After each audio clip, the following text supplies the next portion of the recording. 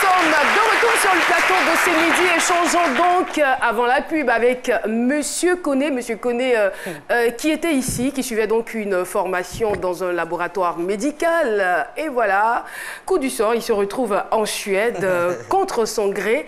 Mais il ne va pas baisser les bras. Il va travailler dur, affronter toutes sortes de difficultés, se surpasser et aujourd'hui attirer l'attention des Suédois sur lui. Aujourd'hui, c'est un grand. Aujourd'hui, il est respecté de là où il est. Aujourd'hui, il a eu plusieurs prix.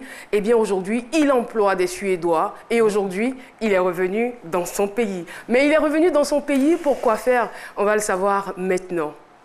Alors, Koné, oui. Vous êtes précisément en ce moment même en Côte d'Ivoire. Oui. Dites-nous tout. Quels sont vos projets pour la Côte d'Ivoire? D'abord, il y a une entreprise de plomberie en Côte d'Ivoire. Qui existe depuis quand? D'abord, c'était en filiale et puis depuis le 17 août, c'est devenu une entreprise de droit ivoirien.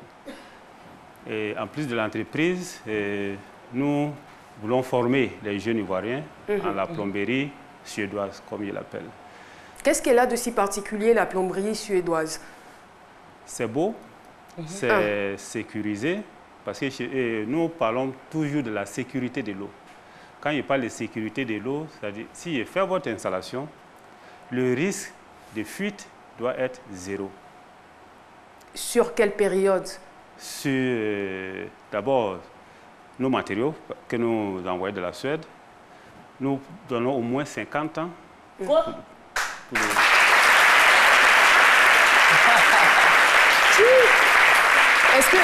Est-ce que vous êtes en train de nous dire que les problèmes de fuite que nous avons ici sont liés à la qualité des matériaux utilisés? Il y a la qualité et puis il y a la façon dont le matériel est installé. Voilà. Et c'est ce qui fait aussi notre exigence. Le matériel que nous envoyons de la Suède, nous exigeons que ceux qui l'installent soient formés par nous.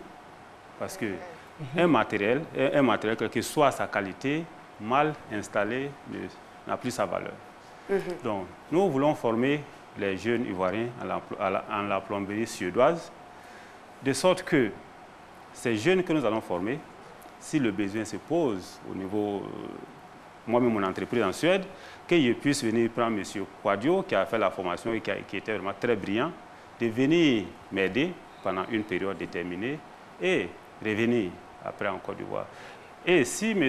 Quadio aussi trouve que, bon, je vais aller essayer en Suède, qu'ils puissent aller déposer avec ces diplômes, parce qu'ils seront certifiés avec, d'abord les premiers seront certifiés par des Suédois qui vont venir en Côte d'Ivoire ici, et avec le temps, ils seront certifiés par nous-mêmes, la Côte d'Ivoire. Et ces jeunes pourront aller de façon, comme je suis parti, légale, aller travailler librement et respecter.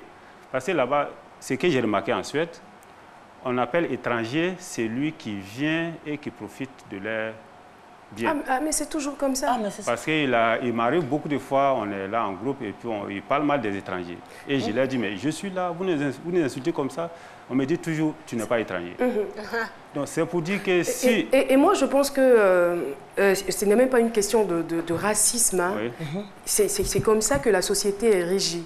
C'est-à-dire que quand quelqu'un est une charge pour vous, ça devient tellement pesant que votre estime pour cette personne-là commence à baisser. Pourtant, quand la personne est susceptible de vous apporter quelque chose, c'est-à-dire qu'il y a, on va dire, il y a une interaction entre vous, il y a un échange entre vous, vous lui apportez, la personne vous apporte, donc ça crée un certain équilibre et l'estime de la personne peut grandir. Donc c'est pareil avec les Européens. Plus les Africains ont la possibilité de travailler, apporter de leur expertise là-bas, ils sont mieux acceptés par les Européens. Donc pour dire que c'est même pas une question de racisme ou encore que c'est peut-être une solution même au racisme. Vous n'avez pas de dignité, vous allez pour chercher, vous allez pour demander, vous allez pour commander, vous êtes un poids, vous êtes plutôt un frein pour eux, leur épanouissement. C'est normal qu'ils vous méprisent. Alors si vous êtes un monsieur Koné, comme vous, que vous allez leur apporter quelque chose, vous avez la possibilité de revenir dans votre pays pour apporter quelque chose, c'est sûr qu'on vous respectera. Donc, pour continuer à finir ce que j'étais en train d'expliquer, donc pour réussir, j'appelle ça une mission. Je me considère comme un ambassadeur de la Côte d'Ivoire en Suède qui est allé apprendre quelque chose et mon devoir, c'est de venir apporter ce qu'il a appris à la Côte d'Ivoire.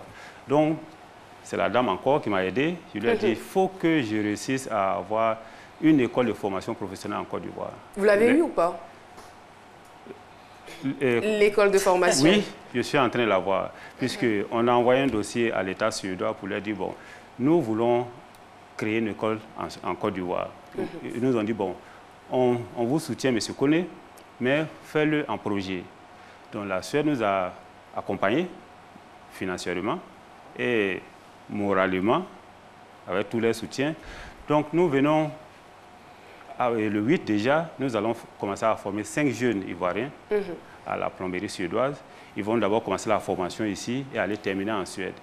Et à partir du 10 d'avril 2019, ils vont nous servir de professeurs à l'école que nous allons mettre en place. Et Dieu merci, j'ai croisé un entrepreneur très déterminé avant-hier qui veut être un partenaire de notre projet. Et je peux dire l'école est à 60% prêt pour fonctionner à partir d'avril 2019. Bravo, hein. J'aimerais qu'on revienne sur... vous avez parlé de la qualité du matériel en Suède. Oui. Alors, je voudrais qu'on revienne sur ce point-là. 2 questions. Oui. Est-ce qu'en Côte d'Ivoire, on n'a pas la même qualité de matériel, parlant des accessoires que vous utilisez dans la plomberie? Non. Non. Alors, est-ce que vous pensez qu'il ne serait pas aussi intéressant de créer une unité de fabrication de ce même matériel-là chez vous? Oui, ça est en cours. Au-delà de la création d'une école. Nos fournisseurs, que ce soit tuyauterie, robinetterie et autres, je leur ai dit, si j'achète chez vous, parce qu'on a tout ici, je ne vais pas aller acheter tout le temps. Arrivé un moment, je veux que vous construisez par nos matériels, la tuyauterie. Je vais avoir une usine dans mon pays. Ça sera plus... C'est ce que je leur ai dit. Bon, comme je ne peux pas commencer comme ça et puis venir construire une usine, c'est avec, c'est après nos efforts dans le travail que ça va se faire. Mais ça est en cours. C'est une bonne nouvelle. Ça va se faire. Ok, merci. Côté jardin secret. Ouais. Non, mais j'ai écouté, monsieur Koné, vous n'êtes pas étranger là-bas, ça ne m'étonne pas. Hein. Moi, tous mes neveux qui sont à la maison qui mettent mon sac de riz, c'est tous, à part de riz, c'est tous des étrangers. Non. C'est tous des gens. Celui qui mange beaucoup de riz, il vient de la rigari. Non, voilà. Ça ne se passe pas comme ça. C'est fini. Non, ça ne se passe pas comme ça. Pour l'instant, ils n'ont pas les moyens, donc ils doivent manger votre sac de riz parce que vous aussi, vous avez mangé le sac de riz des gens. Et j'ai une surprise, hein. Franchement, c'est parce que vous avez immigré légalement qu'on vous respecte. Regardez, j'ai un élément audio rapidement, avec votre permission, en 1 minute. Une fille qui a immigré illégalement, regardez comment elle se comporte. C'est un truc, voilà. Je vais voir. Regarde, voici. Bonsoir. Non, c'est la maman de Cédrico. Oui, ça va, et chez toi? Ah non, il n'y a rien de grave. En fait, tu as éteint ton wifi là. Ah non, parce que depuis là, j'essaie de me connecter, ça passe pas. Donc c'est pour ça que je t'appelle. Ah, tu es sorti. Ah, mais toi aussi, comment tu peux sortir comme ça? Tu sors et puis tu éteins ton wifi. Moi, je dois faire ma vidéo ce soir à 21h30 là, mon direct là. Je compte sur ton wifi comme ça et puis Ah, mais si tu n'es pas loin, il faut revenir, tu vas allumer. Tu as duré là-bas? Ok, d'accord, merci.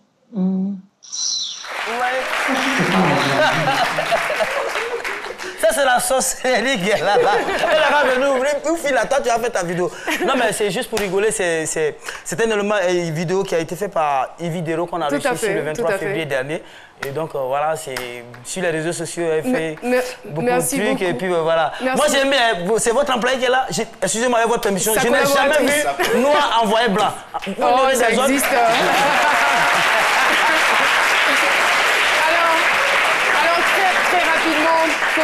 Il y a des jeunes qui nous regardent, qui se disent « Ah, mais on nous demande de ne pas immigrer, tout cela, ou de ne pas immigrer, c'est long. » Mais voici quelqu'un qui est parti et qui a réussi. À ces jeunes-là, qu'est-ce que vous leur dites?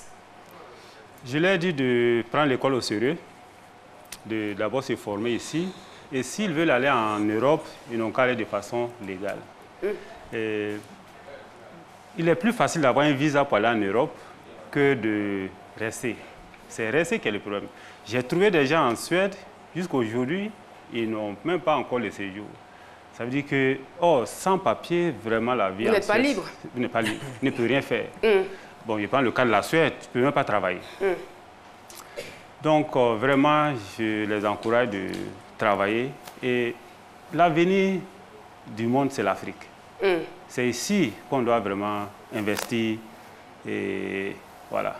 Merci infiniment, Koné, pour votre témoignage parsemé d'enseignements. Merci encore d'être venu sur ce plateau. Ce n'est pas terminé. Nous allons avoir l'avis du sage. Le sage Haïté est avec nous. On le retrouve tout de suite.